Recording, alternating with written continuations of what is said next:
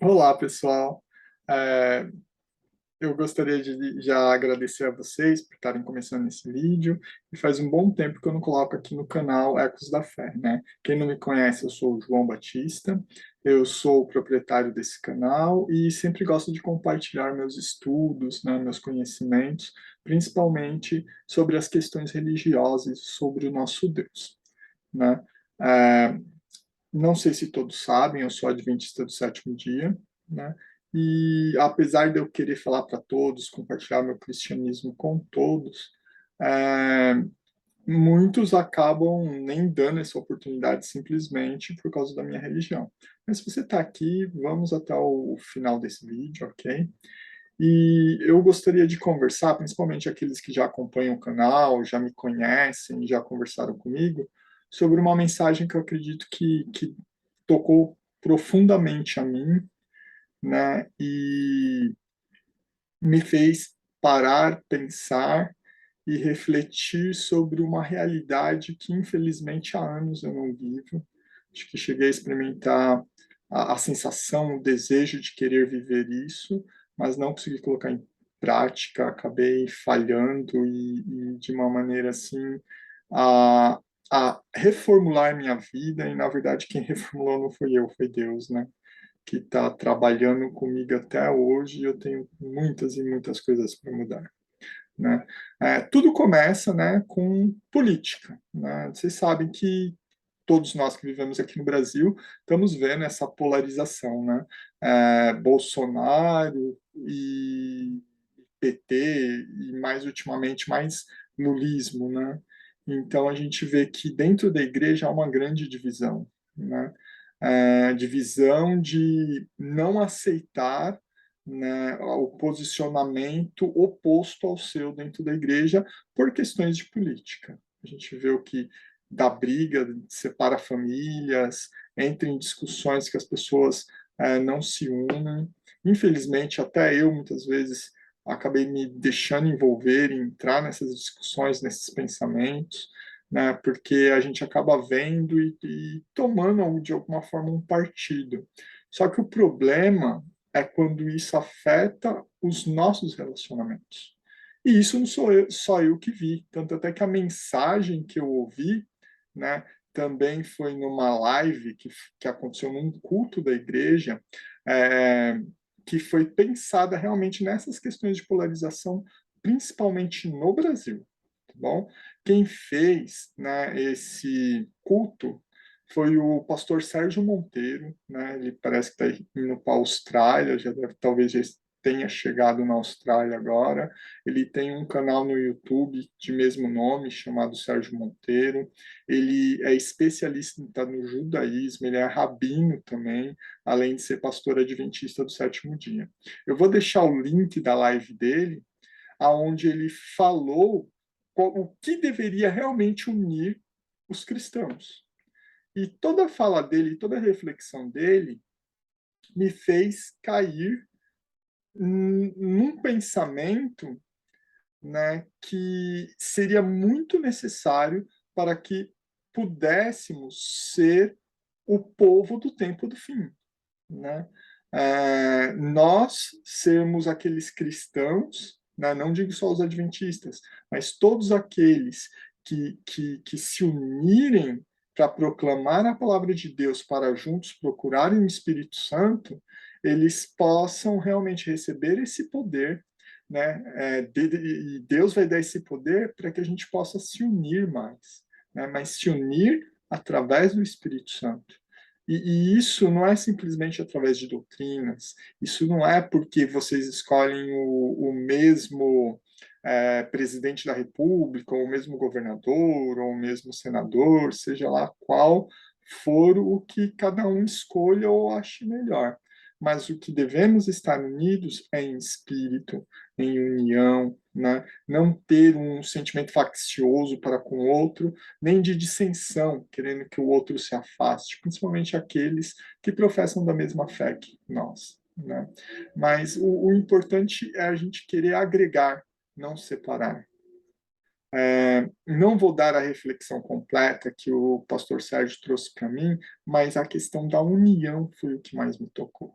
A igreja deve ser unida, e tem uma multidão de textos bíblicos que mostram isso. O primeiro que eu gostaria de mostrar é um texto que mostra que um ser que é Deus se esvaziou de tudo o que significa ser Deus, inclusive de ser nosso Criador, aquele que formou a nós, aquele que soprou na boca e deu vida ao primeiro homem, que deu origem a todos nós, né? Ele se esvaziar de tal modo que ele deixou de lado o pensamento de ser pai para ser irmão. Vocês já devem saber de quem eu estou falando, é o nosso Senhor Jesus Cristo. E olha o que está no capítulo 20, verso 17, Jesus conversando e falando para ele dar um recado, né, para os demais discípulos, para Maria Madalena. Olhem o que está dizendo aqui. Capítulo 20 de João, verso 17. Recomendou-lhes Jesus: não me detenhas, porque ainda não subi para meu Pai, mas vai ter com os meus irmãos. E diz: subo para meu Pai e vosso Pai, para meu Deus e vosso Deus. Aqui a gente vê claramente Jesus se colocando como irmão dos discípulos. E ele quer que nós nos unamos dessa forma em união. E Jesus Cristo, ele sempre foi muito claro na necessidade de nós nos unirmos. Então vejam isso. No capítulo 13, verso 35, ele ainda deixa bem claro isso, como que nós, como discípulos dele, as pessoas iam reconhecer que somos dele e não de outro espírito. No verso 35 vem falando isso, ó. Nisto conhecerão todos que sois meus discípulos, se tiverdes amor uns aos outros. Sabe, irmãos, dentro da igreja não pode haver polarização. Dentro da igreja, o mundo ele vai se polarizar, sempre vai se polarizar entre o bem e o mal. Mas a diferença entre o bem e o mal não é que um odeia o outro, e sim que aqueles que contemplam e vão nas ações do mal odeiam, enquanto os que amam e querem as ações do bem vão lutar contra qualquer ódio que tenha dentro deles e vão amar mesmo seus adversários. A gente vê isso no finalzinho de Mateus 5, nas bem-aventuranças, onde o próprio Deus falava para a gente orar e amar os nossos inimigos. Ok? Então temos que demonstrar esse amor para que todos reconheçam que realmente o nosso espírito é o mesmo do de Cristo. E, sabe, isso já aconteceu uma vez. Aconteceu quando os discípulos oraram e pediram para receber esse consolador que Jesus prometeu, né, nos capítulos 14, 15, 16 de João, esse consolador que é o Espírito Santo. E a gente viu ele acontecendo, né, 50 dias depois da Páscoa, quando temos a festa das primícias, aonde foi dado o derramamento do Espírito Santo, 10 dias depois que Jesus ascendeu ao céu, né? E eles receberam isso com poder. E a igreja cresceu, ganhou diversos conversos. E, incrivelmente, ela era espetacular. Eu vou ler agora para vocês os textos de Atos que descrevem essa igreja. Vejam bem aqui, ó, em Atos capítulo 2, versos 42 a 47. E perseveraram na doutrina dos apóstolos e na comunhão, no partir do pão e nas orações. Em cada alma havia temor, e muitos prodígios e sinais eram feitos por intermédio dos apóstolos. Todos os que creram estavam juntos e tinham tudo em comum. Vendiam as suas propriedades e bens, distribuindo o produto entre todos, à medida que alguém tinha necessidade. Diariamente perseveraram unânimes no templo, partiam pão de casa em casa e tomavam as suas refeições com alegria e singeleza de coração, louvando a Deus e contando com a simpatia de todo o povo. Enquanto isso, acrescentava-lhes o Senhor dia a dia os que iam sendo salvos. Ou seja, essa atitude de união que o Espírito Santo deu, né, de não sectarismo, de não divisão, era clara nessa igreja. Era tão clara que isso irritou muito Satanás.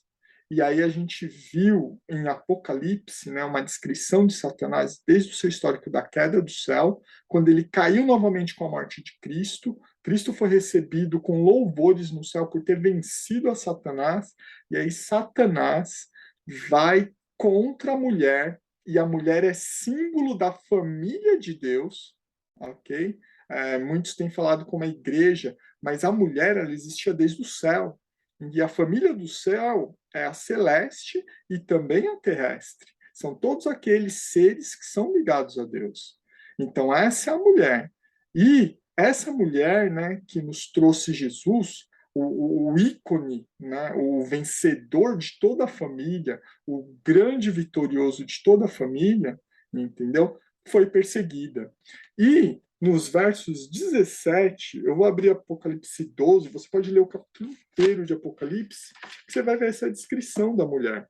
E como Satanás, ele está louco para atacar a família de Deus. Ok? No capítulo 12 de Apocalipse, no verso 17, vem falando assim: Irou-se o dragão contra a mulher. O dragão é Satanás, no próprio capítulo 12 diz. E foi pelejar, ou seja, guerrear, lutar contra os restantes da sua descendência, os que guardam os mandamentos de Deus e têm o testemunho de Jesus, e se pôs em pé sobre a areia do mar. Okay? O que significa isso? Satanás, por não conseguir vencer a Jesus e por não conseguir extirpar a igreja em seu início, querendo zerar a família de Deus, Deus não permitiu, salvou a família de Deus. E aí o que ele vai fazer? Tentar atacar os descendentes de Deus. Ele vai tentar minar e matar essa descendência da mulher. Aqueles que querem manter o espírito de união para com Deus e para com os outros. Então, por favor, irmãos, o apelo que eu faço aqui para cada um de vocês que me ouve, cada um de vocês que me ouve, que está vendo aqui, é que vamos tirar todo esse espírito faccioso e vamos nos entregar a Deus, implorar pelo Espírito Santo dele, para que esse sentimento que não é comum para mim, não pensa achando que eu sou o maior dos santos, ele não é comum para mim, mas que ele venha se tornar comum para mim, para você e para todos nós.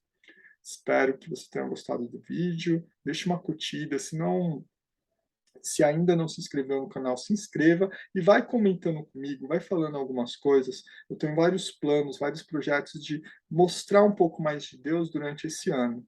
E orem por mim para que eu consiga separar tempo, organizar tempo, para que eu possa trazer mais coisas para vocês, que a gente possa mais conversar mais, que a gente possa trocar ideias e experiências cristãs para que possamos estar mais próximos do nosso Deus e uns dos outros. Porque afinal, como Cristo é nosso irmão, que nós sejamos irmãos uns dos outros, porque somos filhos do mesmo Pai Celeste.